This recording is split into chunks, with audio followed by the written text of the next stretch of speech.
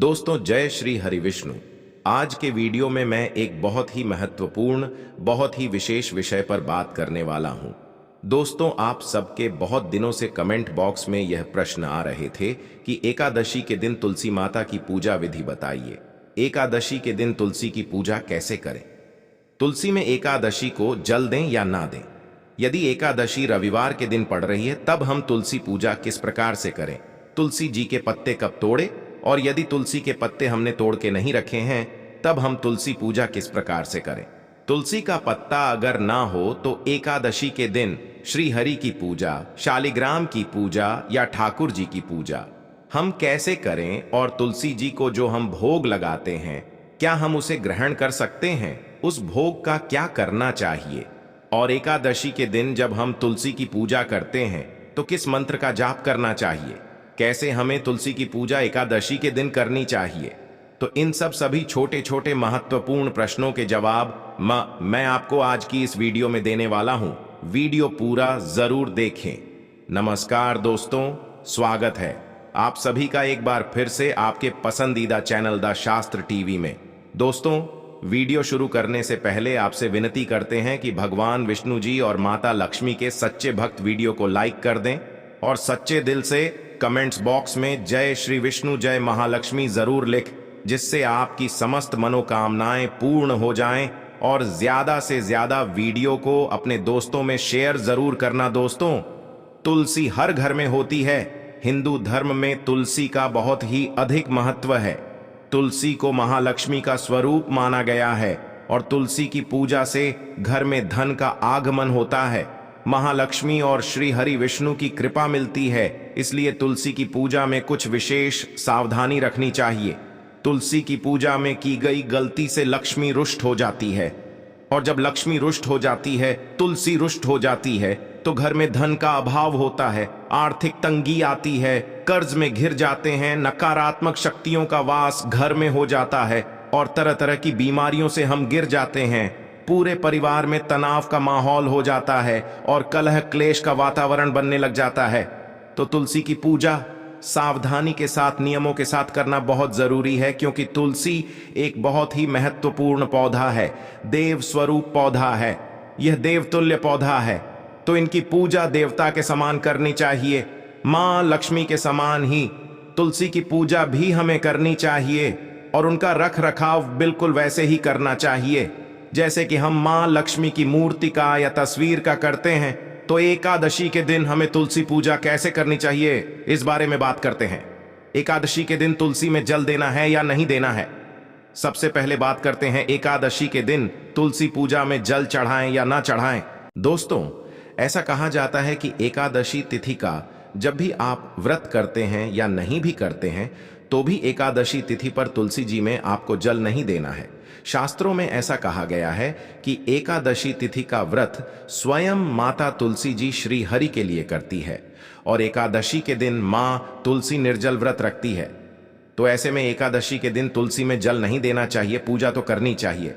और हां तुलसी जी, मैं आप घी का दीपक आप जरूर लगाइए। तुलसी जी में जब भी आप घी का दीपक लगाते हैं तो थोड़े से अक्षत रखकर आप तुलसी जी की पूजा करें, उनको भोग लगाएं। भोग में आप क्या क्या लगा सकते हैं?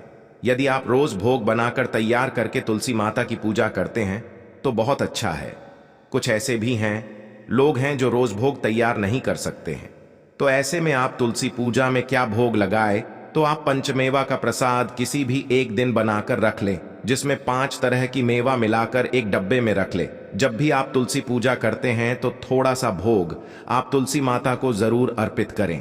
यदि पंचमेवा भी नहीं है तो गुड़, किशमिश या मिश्री, इनमें से किसी एक चीज का भोग लगाकर आप तुलसी जी की पूजा कर सकते हैं। जब भी आप भोग लगाएं तो तुलसी माता के नीचे कोई ऐसा पात्र रख ले जिसमें आप भोग को रख सके। ऐसे ही आप तुलसी जी में भोग को ना रखें। दोस्तों, ऐसे ही रविवार के दिन भी तुलसी में जल नहीं देना चाहिए। इस दिन भी ऐसा कहा जाता है कि तुलसी निर्जला व्रत रखती है, इसलिए उनको आज के दिन जल नहीं देना चाहिए। और चंद्र ग्रहण, सूर्य ग्रहण के समय भी तुलसी को स्पर्श नहीं नहीं करना चाहिए, तुलसी में जल नहीं देना चाहिए। कुछ विशेष तिथियां हैं, जैसे रविवार, एकादशी, अमावस्या, पूर्णिमा, संक्रांति, सूर्य उदय से पहले और सूर्यास्त के बाद। इन सभी दिनों में तुलसी के पत्ते नहीं तोड़े जाते हैं और बिना नहाए भी तुलसी का पत्ता नहीं तोड़ना चाहिए। तो ऐसे में कोई भी शुभ दिन और अच्छा सा समय देखकर आप तुलसी के पत्ते पहले ही तोड़ कर रख लें। इस बात का हमें विशेष ध्यान रखना चाहिए दोस्तों। अब बात करें कि एकादशी के दिन तुलसी का पत्ता ना हो तो ऐसे में शालिग्राम की पूजा कैसे करें। कई लोगों के ऐसे कमेंट बॉक्स में प्रश्न थे, एकादशी के दिन तुलसी का पत्ता नहीं है, ऐसे में शालिग्राम की पूजा कैसे करें, बिना तुलसी पत्ता के ठाकुर जी को भोग कैसे लगाए, श्री हरि विष्णु को भोग कैसे लगाए।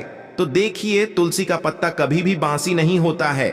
ऐसे में आपको चाहिए कि थोड़े से तुलसी के पत्ते किसी भी शुभ दिन पर आप तोड़कर रख लें।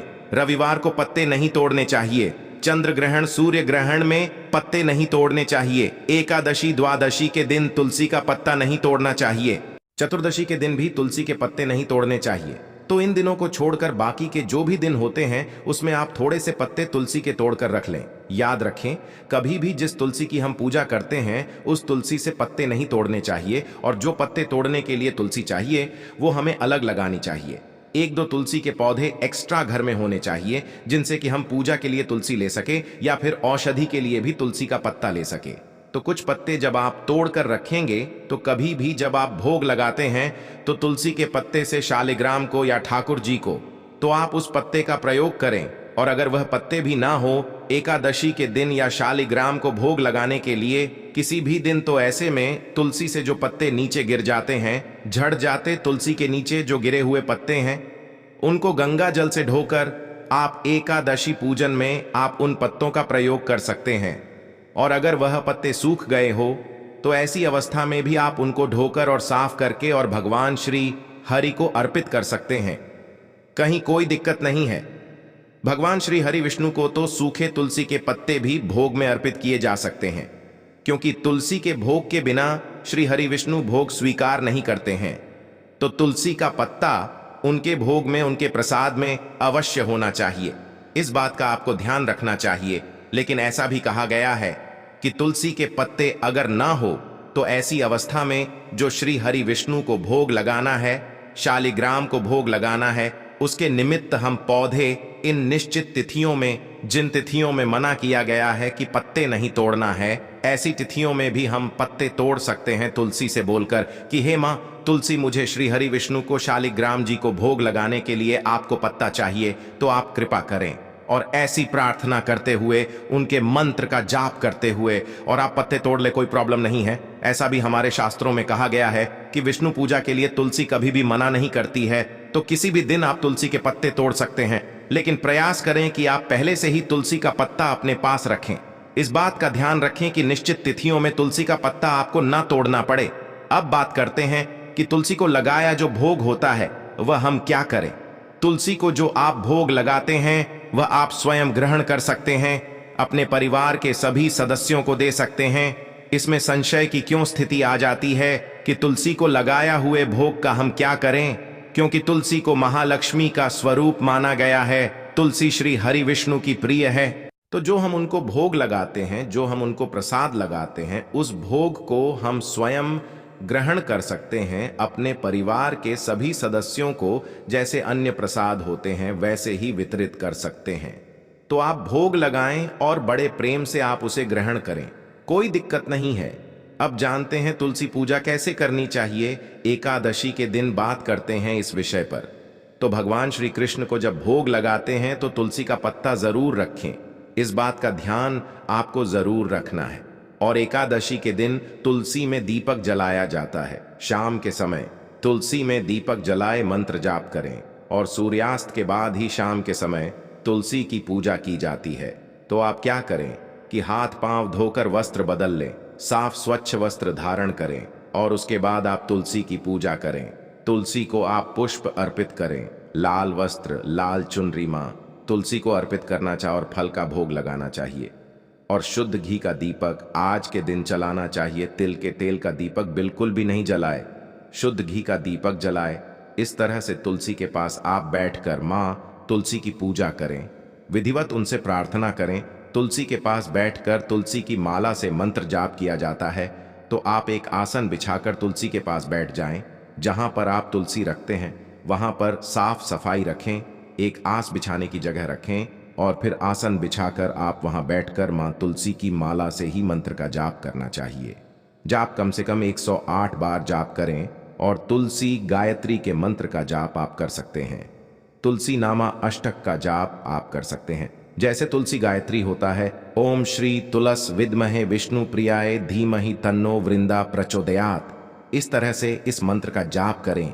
कम से कम एक माला तुलसी की माला से इसका जाप करें। इस तरह से अगर आप करते हैं, शाम के समय विधिवत जैसे पूजा की जाती है, विधिवत मां तुलसी की पूजा करें, आराधना करें।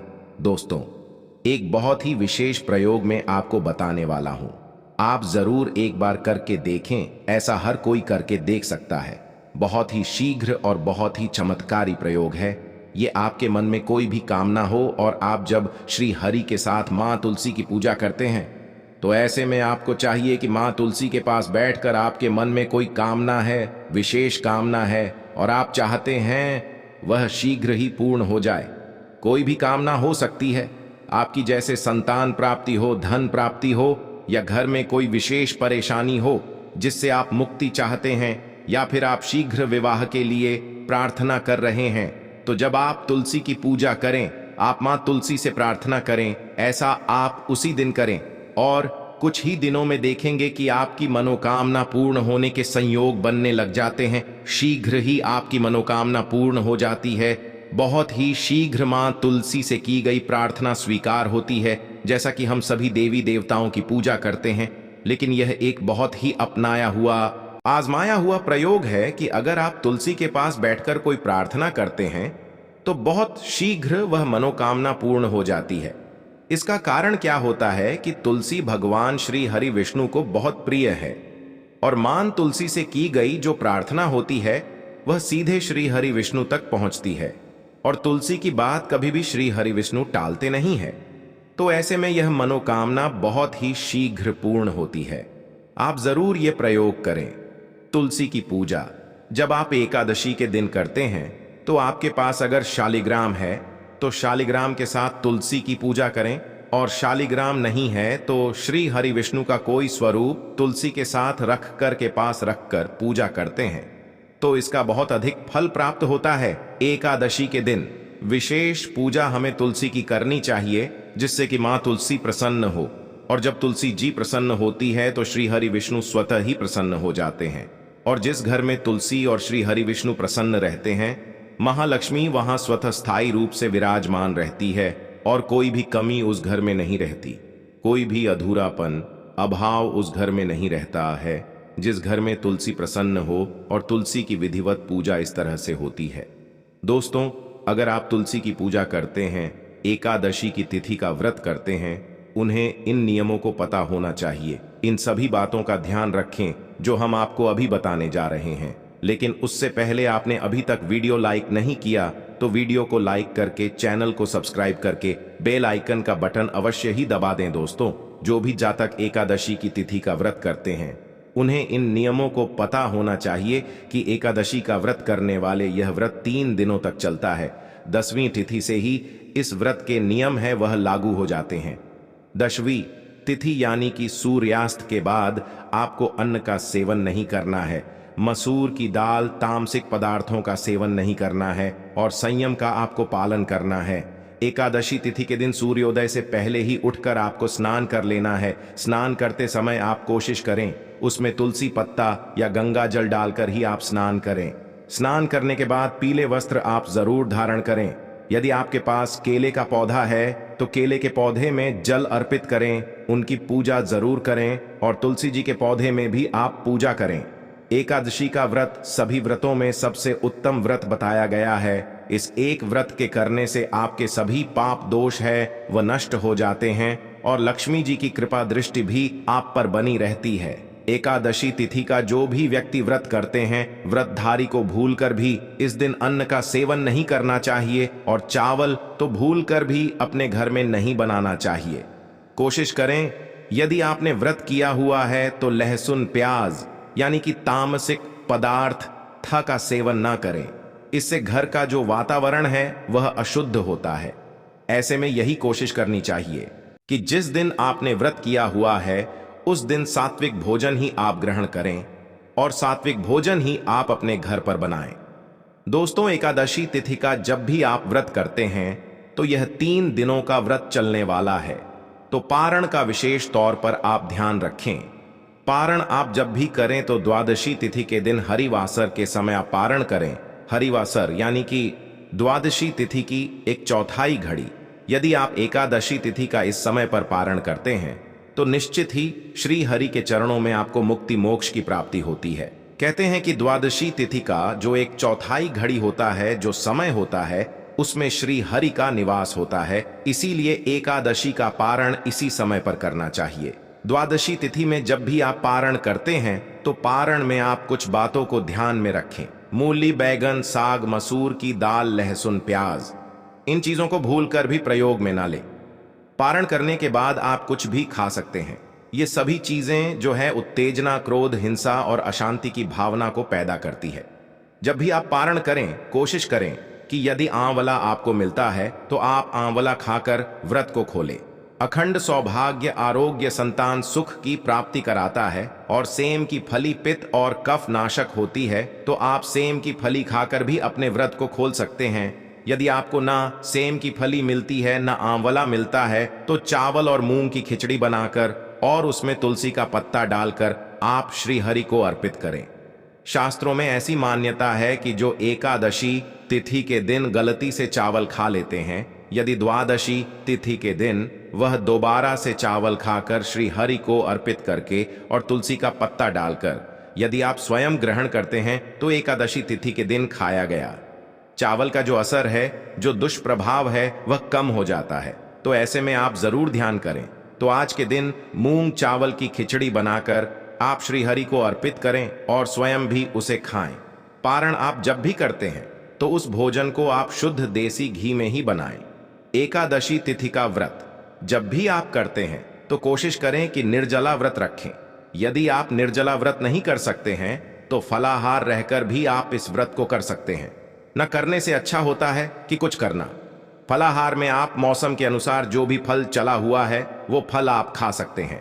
इसके अलावा मौसम के अनुसार जूस है, आप अपने घर पर बनाकर उसे तैयार करके है वह पी सकते हैं। दूध, दही, लस्सी, ये सभी चीजें आप एकादशी के व्रत में आप ग्रहण कर सकते हैं। एकादशी के व्रत में जब भी आप फलाहार लेते हैं तो सिंघाड़े के आटे का या कुत्तू के आटे का, मक्का साबूदाने का, इन चीजों में से कोई भी व्यंजन बनाकर आप उसे ग्रहण कर सकते हैं। इस तरह से आप एकादशी तिथि के व्रत को कीजिए। यदि आपका अब भी कोई प्रसन्न है तो आप कमेंट करके मुझसे पूछ सकते हैं। श्री हरि माता लक्ष्मी की कृपा आप सभी पर बनी रहे। यदि वीडियो आपको पसंद आया है तो इसे अपने फ्रेंड्स, फैमिली में शेयर जरूर कर दें। द शास्त्र टीवी चैनल को सब्सक्राइब करें, बेल आइकन जरूर दबाएं। वीडियो देखने के लिए आप सभी बहुत बहुत धन्यवाद और अभिनंदन करते हैं। मिलते हैं अपने अगले वीडियो में, तब तक के लिए नमस्कार। अपना ख्याल रखना दोस्तों। जय श्री हरि विष्णु। ओम नमो भगवते वासुदेवाय नमः।